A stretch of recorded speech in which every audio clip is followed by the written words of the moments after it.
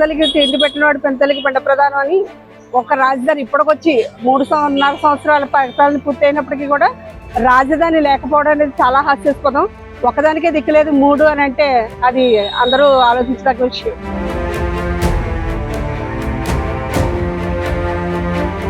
నిరుద్యోగులకి ఉద్యోగ అవకాశాలు చాలా చెప్పారు కానీ రాలేదు. అలాగే రోడ్ల పరిస్థితి అయితే ఇంక చెప్పనే అవసరం లేదు. అలాగే గవర్నమెంట్ హాస్పిటల్స్ లో కూడా అందరికీ తెలిసిన విషయమే. ఏ ఒక్క విషయంలోనూ కూడా అభివృద్ధి నోటి మాటల్లోనే కానీ చేతల్లో అయితే కనిపించట్లేదు.